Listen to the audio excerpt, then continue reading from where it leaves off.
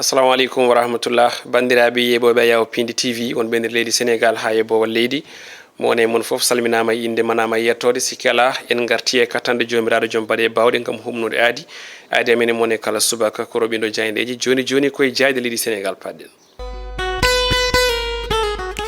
jaydeji leydi men e oɗo subaka hannde ne wayno ngari koye toɓɓere wotere ɗen toɓɓe goni campagne électoral puɗɗiɗo guila ñande jamma aset hanki alet ha hannde altine puɗɗortoɗen ko jayde les échos nden jayde wi ko puɗɗogol on ɗon campagne électoral ne wayno tan ɓe kolliti wonde ko ɓen responsable uji ganduɗa ɗi ko responsable uji mawɗi ɗi landa APR kañumen tigui ɗurni Amadou Ba jaynenkoɓe mbi ko hay goto responsable uji ɗi ene wayno tawtoraka lelnugol programme makko ñande jamma aset nde ɓe garti noon e wiide wonde ko ɗum kawisaji mawɗi e oɗo saaha woni ko yiya e puɗɗogol campagne on Amadou Ba goɗɗum ko tawate hen ko puɗɗogol on campagne ɓe mbi tan nde fuɗɗori koye haare nde ganduɗa nde ko haare mantinide hakkude yimɓe Amadou Ba on ɗon e ɓen yimɓe Bassirou Diomaye président ɗum waɗi ko toon to Parcelles Assainies kono kadi toon to Dakar Plateau ɓe kolliti wonde ko Khalifa Sall kamne kadi ene wayno caravane muɗum waɗama kayasi manam woodi hen ko heela wera kaƴa hay ko nandi hen fofoni ko teska toon to Dakar Plateau goɗɗum kadi ko tawete hen ko toon to siège APR Alliance pour la République force de défense et de sécurité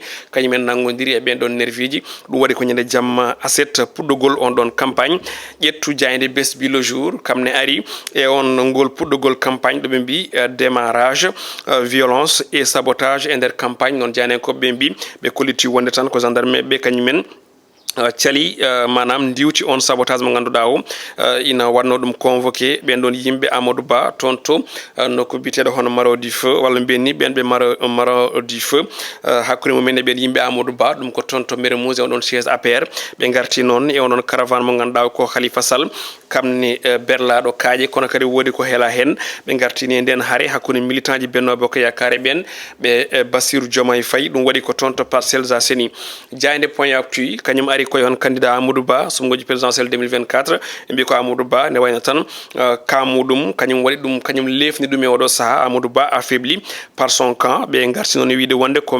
jagorɗo ɗi tan gaari tawtorede on ɗon lelnugol programme makko woni Abdou Karim Fofana e Pape Malick Ndour ɓen ɗon tan garno tawtorede puɗɗogol on ɗon directoire makko de campagne Moustapha Niasse Farba Ngom ɓen ɗon kam goni yimɓe ɓurɓe mantinade ɓe tawtoraka puɗɗogol on ɗon campagne mo ganduɗa kam tigui woni Amadou Ba saabi noon Zahra Iyane Thiam wi ko yoɓe kalanɓe so tawi aɓe jogui candidat goɗɗo kamɓe Benno Bokk Yakar ko wona Amadou Ba guila kelle ko law goɗɗum ko teska e on ɗon jamma ɓennuɗo ɓe mbi ko ministre Aliou Sow tambiɗo gueɗe culture fina tawa kañum waɗi statut ko gueɗe Boun Abdallah Dionne kono kadi sembitini on ɗon hollirde wonde tan ne wayno ko luural mawgal woni ko fuɗɗi yeede e nder on ɗon ka mbo Benno Bokk Yakar Direct News dawri koye ngal namdal e oɗo subaka hannde wi ko on présidentiel 2024 Amadou Ba beele wona APR addi accude ɗum e nder oɗo campagne eɓe jañi hen noon artude wonde tawaɓe e ko yitti on ɗon directoire makko de campagne kono kadi eɓe ganduɗa kañumen goni ɓe tawtoraka woni cogère maire wondude ɓe ganduɗa kañumen goni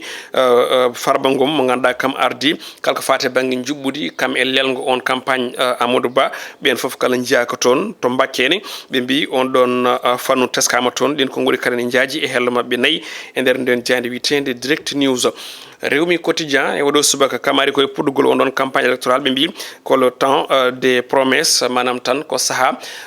piyanɗe gaɓɓuli so on jiiɗi walla kunali foof ne tawe hen Diomaye Faye e on Boubacar Camara kañumen mbi so goni président ji momtat poste premier ministre yiɓe lomtino ɗon ko yewti ko e cukko hoorejo leydi woni vice président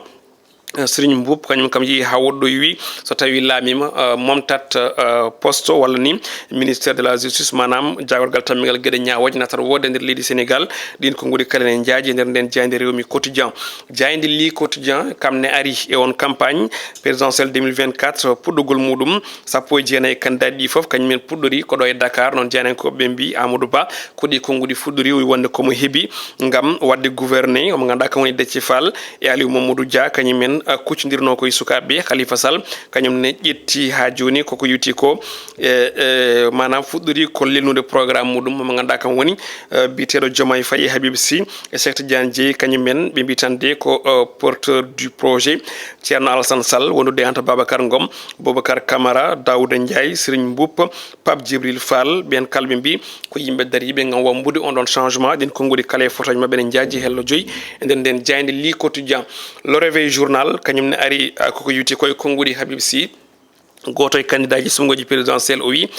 ko wona o natti wonde membre du système o natti ni jeeri on ɗon système e wiide makko noon ko candidat e ballal Ousmane Sonko kono kadi ko maçon garɗo helde kuɓeje ɗe ganduɗa ɗe kuɓeje système tawi noon ɗen kuɓeje mattoɗum ko Ousmane Sonko e wiide makko noon Amadou Ba wona candidat ganduɗo leydi Sénégal ɗin ko guɗi ñiŋoje kala ne jaaji hello nayyi nden nden jayde le réveil journal jayde le quotidien wi ko déclaration e puɗɗogol on campagne les candidats ƴetti on ɗon date noon jaynen ko ɓe mbiri Bassirou Diomaye Faye noon haɗama on ɗon temps d'antenne toon to RTS ɓe garti on nden haare ne ganduɗa lombima hakkude ɓen APR naɓe ɓen wondiɓe Bassirou Diomaye Faye ɗum waɗi ko toon to Parcelles Assainies ɗin ko goɗi sifaji kala e hello joyi e jeegom e nden nden jayde le quotidien jayde Walf quotidien arti koye on sen politique ɓe mbi ko Anta Babacar Ngom yiddi muɗum tan ko neldude ɓen babiraɓe walla ɓen mamiraɓe toon to retraite jalta ha laaɓa ceere politique o kanko on debbaji noon ene wayno o wonno hanke ko toon to banlieue dakaroise puɗɗogol on campagne toon to Parcelles Assainies Pastef ɓe mbi ko waɗi carton plein haysono tawi Bassirou Diomaye Faye haɗama konngol toon to RTS ɓe mbi ko Wolf kam hokkimo nden dande kanko Bassirou Diomaye Faye jayinde Stade quotidien to banggue coftal balli ko ɗon natirten jaari men coftal balli Tottenham ɓe mbi ko waɗi corrigé Aston Villa logginayi ndiga toon to Villa Park e dingal mumen tawi noon Pape Matar Sarr e wondi mum kañumen dewɗa ɗon kono kadi Ismaïla Sarr ɓe mbi kadi ko encore décisive Nicolas Jackson ne faɗa hande jamma toon to Angleterre goɗɗum ko tawete hen ne wayno ko Europe Liverpool e Manchester City match parnoɗo hanki toon to Anfield wattidiri ko gotel e gotel match kewɗo mbiyen jeu e gueɗe baɗe noon ɓe kolliti won noon ko Arsenal tigi waɗi profité on ɗon match nil saabu Arsenal wonti tête e on ɗon classement goɗɗum ko tawete hen ko golle Real Madrid ƴettuɗo tête on ɗon championnat ƴettiɗo tête en tout cas Inter de Milan ɓeydima wadde creuser d'écart foof ina tawe hen nden nden jayde witende Stade quotidien Rewmi quotidien sport plus ko ɗon guddirten roɓini men jayde ƴewɗo subaka hande ene wayno ɓe gaari ko équipe nationale du Sénégal Aliou Cissé e fédération sénégalaise de football pamodiri cifodiri contrat ha ñande nogas ha ñande mbiyen 2026 ko ɗo wuddiroɓe men jayde ƴewɗo ñalawma hande en jetti Djiby Dieng toon to caméra montage ko Ali Fall adi men e roɓe ɗo jaydeji so Allah lamɗo jaaɓi ko janggo talata yo en gone jaam.